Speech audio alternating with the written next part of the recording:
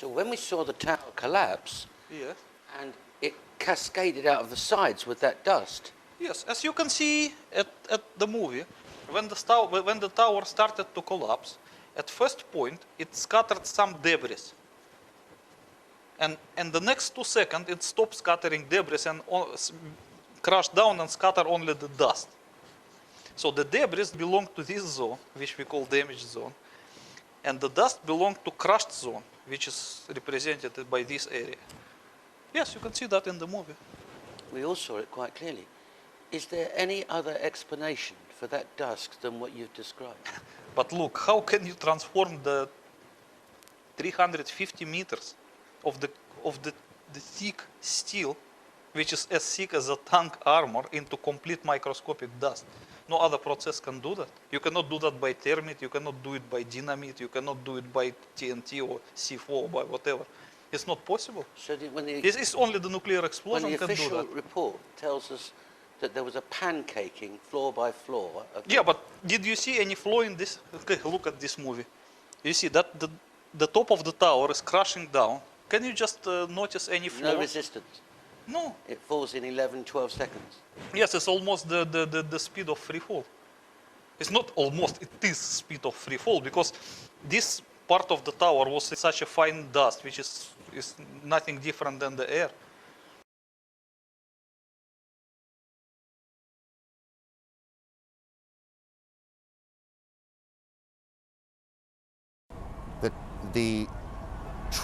The Sears Tower in Chicago has been evacuated, and we continue to check on the circumstances there. The Pentagon, the State Department, and the White House have been evacuated in Washington as well. The president has,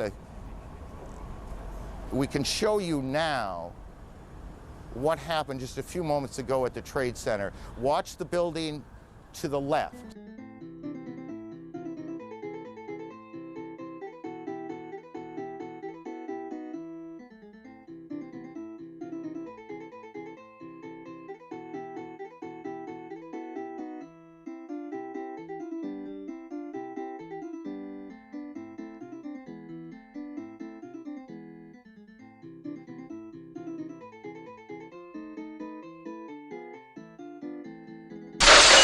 So is the net effect of what we saw and what we see your proof that that was a nuclear device? Yes, of course. It was a nuclear device. Otherwise, why they call it ground zero? It's an interesting idea. Tell us about, the book expands in some detail, but tell us about ground zero. Many people forgot what the ground zero used to mean before September 11. But I think it's a good time to remind them.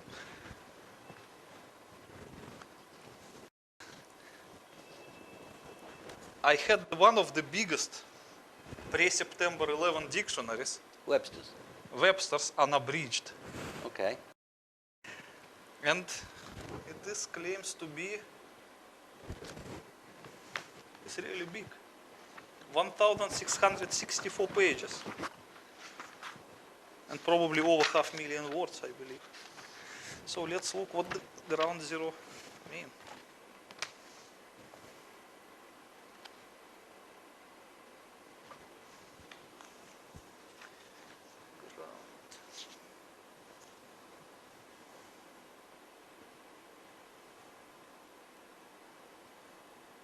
No, this is the one.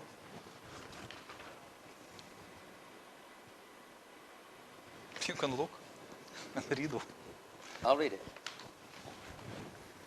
Ground zero, the point on the surface of the earth or water directly below, directly above, or at which an atomic or hydrogen bomb explodes. So, That was the definition, according to Webster's, pre-9/11. yes. So does it say that is the place of pancake collapse? No, it doesn't. No, it doesn't. What do dictionaries that were printed after September the 11th say? You know, after September 11, they were so embarrassed that the former demolition ground of World Trade Center was called Ground Zero, and this name becomes so sticky that it persists up to this day, that they need to change the legal definition of the word in the future dictionaries. Otherwise, the people will doubt it.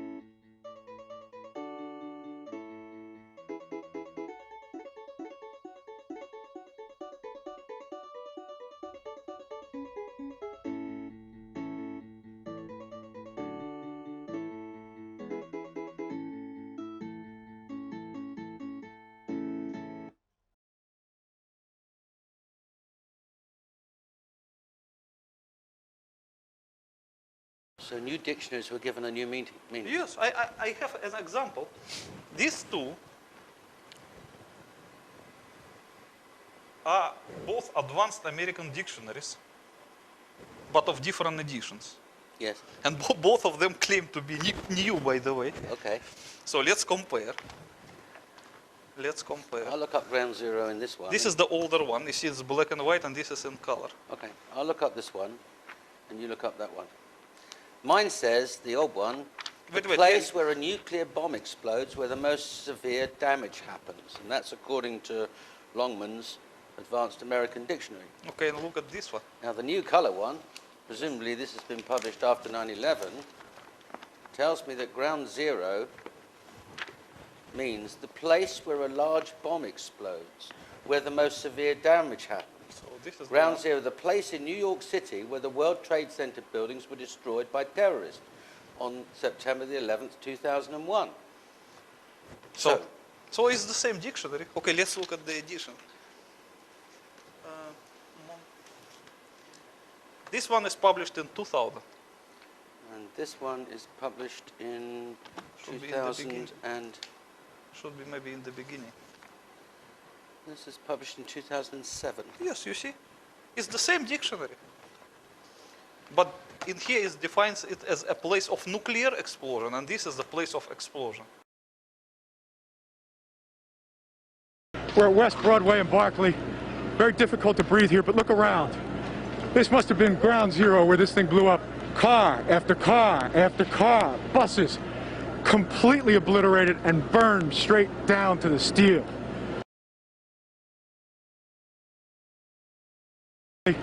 Very difficult to breathe here, but look around. This must have been ground zero. This must have been ground zero. This must have been ground zero.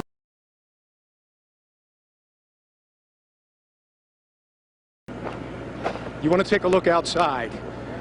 If you have never been to war, like I have never been to war, then this is what it looks like. We don't know what that building is. We don't know where this building is.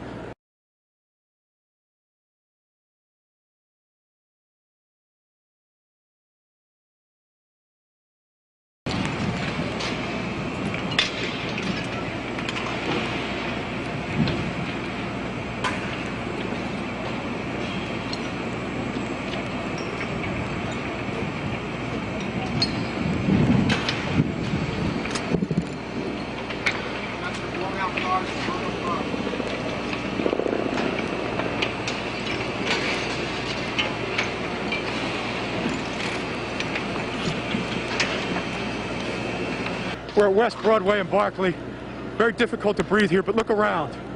This must have been ground zero, ground zero, ground zero, ground zero. So what your book says, and what you're saying now, is the American government demolished the World Trade Center with an underground pre-positioned nuclear device.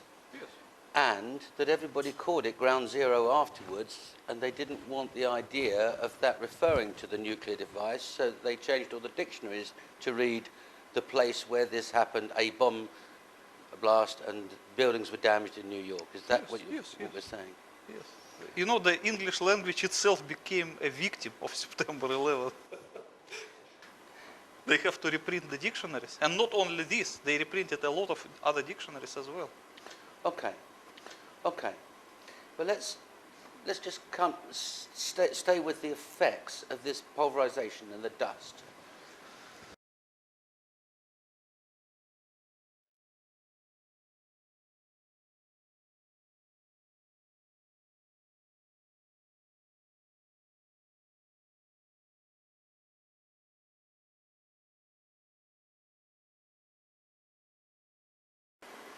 Dimitri, this dust, this pulverized dust, is it radioactive You are talking about the dust Yes. which the tower was...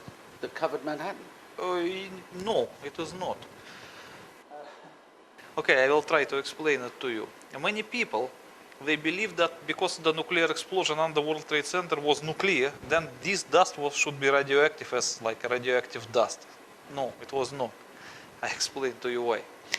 During an atmospheric nuclear explosion, when we have that well-known mushroom cloud, what happens? It will suck the dust from the ground level because of the high temperature inside the cloud, Right. okay? And it become radioactive here, and when it cool down, it will fall down. So Okay. this is the radioactive dust.